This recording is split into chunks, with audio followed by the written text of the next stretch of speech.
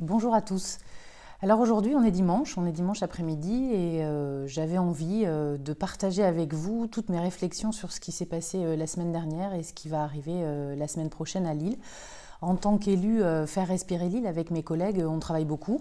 On se balade beaucoup dans la ville à la rencontre à la fois des habitants, mais aussi des commerçants, des entrepreneurs. On a pas mal d'échanges avec des associatifs, des acteurs de la ville. Et je trouve qu'il y a beaucoup de choses qui ne vont pas, beaucoup de choses qui m'étonnent, encore aujourd'hui, dans la méthode de la majorité municipale. Alors, vous l'avez vu, on s'est mobilisés, nous, les élus Faire respirer Lille, sur deux dossiers patrimoniaux très importants pour la ville. D'abord, la défense de la chapelle Saint-Joseph dans le quartier de Vauban, qui est menacée de démolution pour un projet universitaire que nous ne contestons pas, mais nous sommes très attachés finalement à cette préservation du patrimoine historique de notre ville. Donc on est très entouré, on a travaillé avec des experts, on continue de travailler avec l'association Urgence Patrimoine et on a bon espoir d'empêcher cette démolition. On a aussi eu une mobilisation très forte lorsqu'on a découvert la fameuse lettre de Martine Aubry qui annonce qu'elle renonce unilatéralement au classement de la citadelle au patrimoine mondial de l'UNESCO. Ça forcément, on n'a pas été les seuls à être étonnés. Les élus du groupe Lille Verte ont également réagi, d'anciens élus, des élus de la région, enfin personne ne comprend ce type de décision, surtout qu'il y avait eu une délibération à la métropole européenne, à la ville, à l'unanimité en 2017, qui avait décidé de faire cette demande de classement. Bon, j'ai bien lu toutes les analyses, on sait bien que ce n'est pas pour une raison de passage du tramway que ce dossier passe aux oubliettes aujourd'hui, c'est bien certainement parce qu'il y a des sujets de tractation immobilière avec d'autres communes dont seule Martine Aubry est peut-être informée. En tout cas, c'est vrai que cette décision unilatérale, non expliquée, avec un maire qui ne prend même pas la peine finalement de répondre à la presse, aux journalistes, à ceux qui l'interpellent, eh bien ça nous interpelle nous, en tant qu'élus Faire respirer Lille, sur la méthode, sur la démocratie dans notre ville et puis surtout sur la cohérence des décisions. Vous le savez, on a voulu demander une mission d'évaluation et d'information. C'est quelque chose qui est possible au sein du règlement intérieur du conseil municipal. Malheureusement, on n'est pas assez nombreux, on n'est que 6 élus au conseil municipal de Lille et nous ne pourrons faire qu'un vœu au conseil municipal. Mais j'espère que tout le retentissement de cette mauvaise décision vont enfin faire changer d'avis le maire de Lille. Ce n'est pas son fort, mais enfin, on peut se dire qu'il y a des choses qui vont changer. Et puis ce week-end, c'est la réouverture des commerces non essentiels. Eh bien, on est allé en ville, on est allé dans les commerces. On a vu que c'est encore le balbutiement. Les commerçants, bien sûr, sont heureux de pouvoir réouvrir, même s'il y a des règles très strictes. Balbutiement parce qu'il y a des flux assez importants dans les rues. On attend très longtemps dans les magasins. Donc tout ça va se lisser certainement et j'espère que ça fera beaucoup de chiffre d'affaires pour nos commerçants. Donc moi d'abord, c'est un sentiment de réjouissement que j'ai avec mes collègues élus, que la vie puisse un petit peu reprendre. Ce matin, de la même façon, nous étions pour certains au marché de Fives et puis moi au marché d'Oisem avec mes collègues élus et on a vu là aussi que le fait que l'ensemble des commerçants de maquillage, de vêtements, de droguerie puissent se réinstaller sur le marché, ça remet de la vie. Les règles étaient bien respectées, les gens portaient le masque, il y avait bien les 6 mètres d'étal maximum et donc on voit que le marché reprend, ça donne un peu d'espoir, ça donne un peu de baume au cœur à des commerçants qui souvent ont la vie très difficile parce que vous le savez, les commerçants non sédentaires n'ont pas tous une situation stable et ne peuvent pas tous bénéficier des aides auxquelles les commerçants sédentaires ont accès. Donc on a vu la vie reprendre et puis on a vu aussi des choses complètement surprenantes dans la presse ce week-end. Alors d'abord les fameux chalets de la Chicorée sur la place Riour, vous avez vu le scandale. Quelque part, Monsieur Meunier, le propriétaire de la Chicorée, a installé sur son espace de terrasse des chalets de vente à emporter. Bon, c'est sûr qu'il l'a fait certainement à la légère, sans demander les autorisations, même si c'est sur son espace de terrasse, il aurait fallu faire les choses dans l'ordre. Mais comme il l'explique lui-même, il pense qu'il aurait eu un refus, tellement le manque de dialogue avec la ville est criant. Et il faut rappeler quand même que le propriétaire de la Chicorée, c'est les friteries Meunier, Friterie Meunier, pardon, c'est une famille historique de Lille qui a, si vous vous souvenez, les petits manèges qui étaient au Bois de Boulogne avant, quand nous étions plus jeunes, qui existent encore aujourd'hui mais qui ont été repris. La famille Meunier, c'est une grande famille lilloise de commerçants qui ont ouvert donc les friteries. Ensuite, Arnaud a repris la chicorée. Ils ont aujourd'hui, je crois, 150 salariés.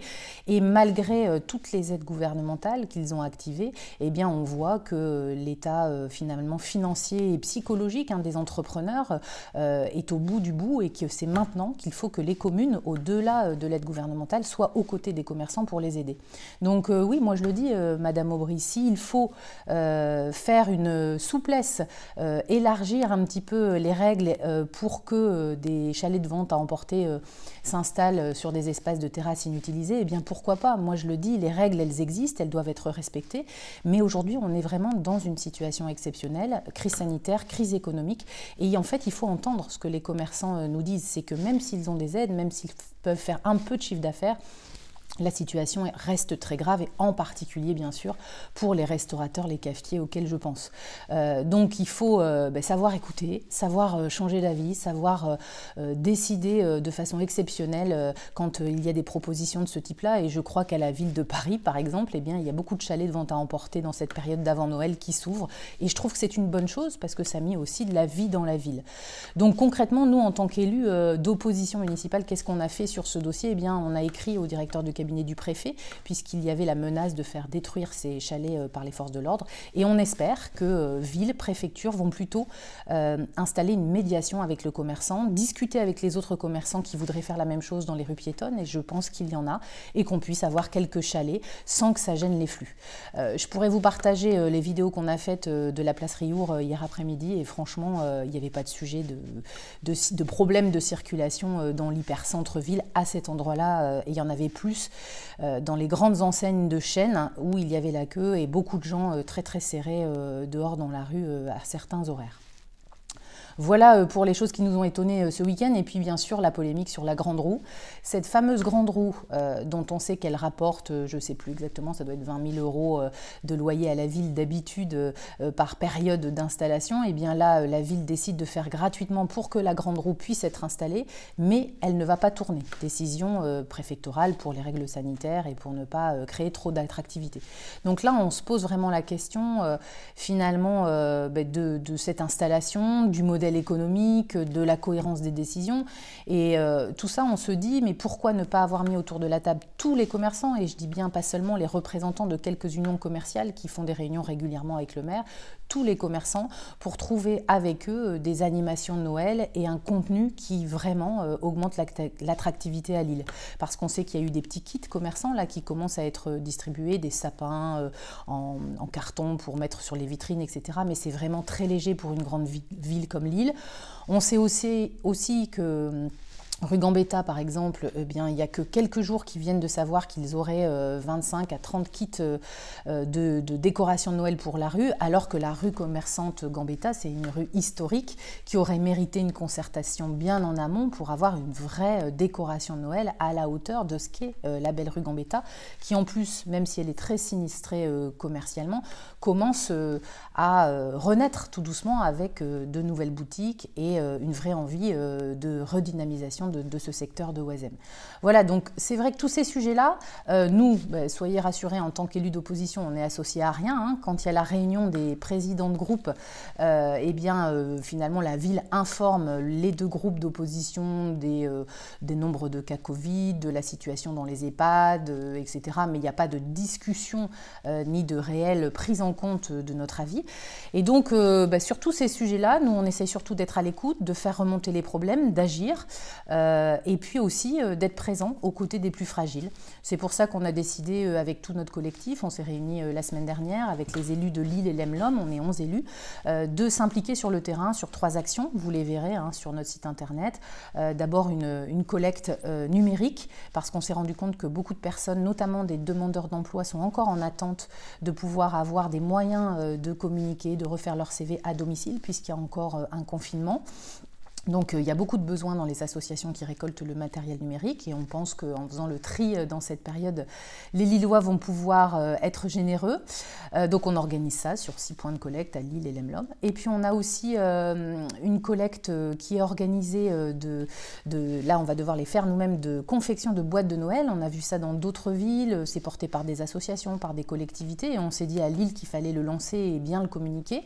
C'est en fait des boîtes à chaussures dans lesquelles on met des petits cadeaux, un livre, quelque chose de chaud, quelque chose à déguster, un petit mot sympa pour Noël. Et puis toutes ces boîtes, elles vont être récoltées et elles vont être distribuées aux associations qui sont au contact des personnes dans la rue, des personnes qui sont en hébergement d'urgence et qui n'ont pas autour d'eux une famille pour fêter Noël et avoir des cadeaux comme ça se fait pour nous tous.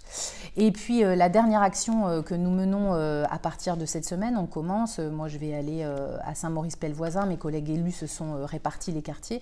On va aller au-devant des commerçants et des entrepreneurs à Lille pour leur présenter le flyer Covid. C'est un flyer qu'on a réalisé à partir de tous les sites internet. Je vous le montre là, les sites internet. Alors il est à l'envers sur la vidéo, mais vous voyez à quoi ça ressemble. De la ville, de la région, de la chambre de commerce, de la chambre des métiers, de l'État. On trouve énormément de choses, mais il y a des pages et des pages d'aide avec plein de critères.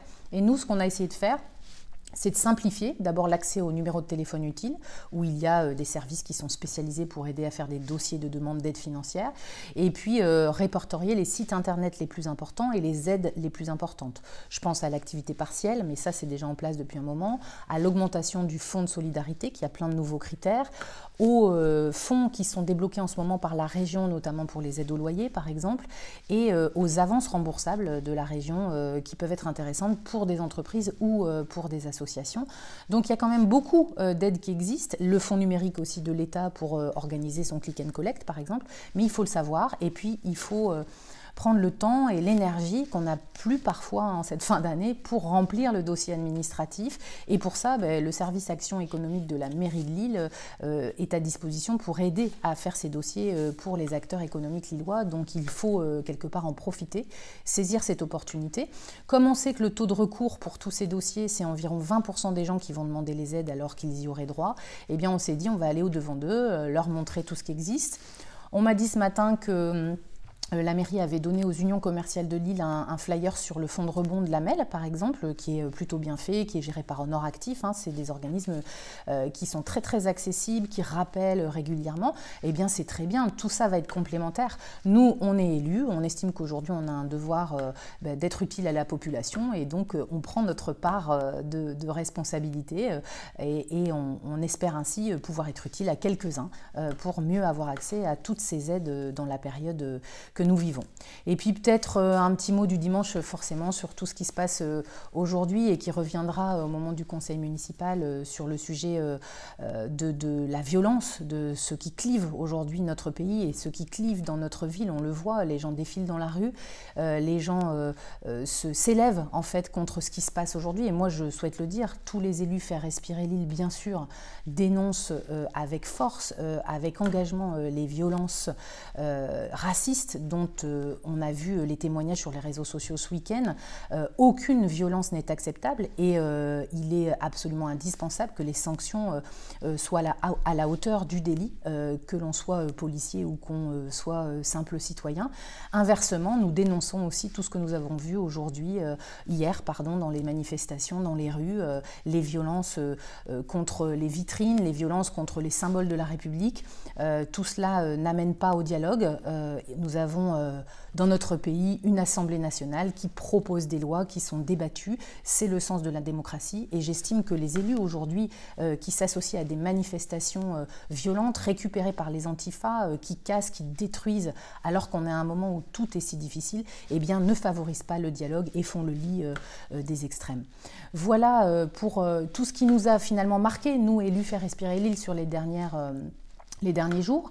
Qu'est-ce qui nous attend la semaine prochaine, la semaine de début décembre? Eh bien, plusieurs commissions pour préparer le conseil municipal. Moi, je vais en commission solidarité, mes collègues vont en commission culture, rayonnement, sport. Enfin, il y a toutes les thématiques de la ville. On examine les délibérations. Bien sûr, il y en a beaucoup qui sont très très bien et qui permettent à la ville de fonctionner et que nous validerons. Et puis parfois, on a des points d'attention que nous préparons pour le prochain conseil municipal. Donc ce conseil, ça sera le 11 décembre. Je vous en dirai plus la semaine prochaine sur ce qui va être débattu, mais je pense que c'est l'organe de la ville qu'il faut suivre, qu'il faut regarder en direct sur le site internet pour se tenir informé des décisions et de la façon dont nous, élus Faire Respirer l'Île, nous portons ce que nous estimons être juste, transparent, cohérent pour les décisions de la ville. Et vous le voyez, il y a beaucoup de sujets. Voilà, je vous souhaite à tous une bonne fin d'après-midi, un bon dimanche soir. J'essaierai tous les dimanches d'être au rendez-vous pour partager voilà, à la fois nos actions, ce qui nous motive, nos indignations aussi parfois. Et puis, je vous souhaite une bonne fin de journée, une bonne semaine à tous les jeunes qui repartent à l'école demain. Et ça, c'est quelque chose qui reste très important pour nous tous, c'est que pendant cette crise sanitaire et cette deuxième vague de confinement, nos enfants puissent aller à l'école, puissent aller au collège, au lycée. C'est pour le ciment de notre République ce qui reste quand même l'essentiel. Et moi, je suis très heureuse qu'aujourd'hui, nous réussissions à maintenir cet enseignement dans des mois aussi difficiles qu'aujourd'hui. Je vous souhaite une bonne fin de journée. À bientôt.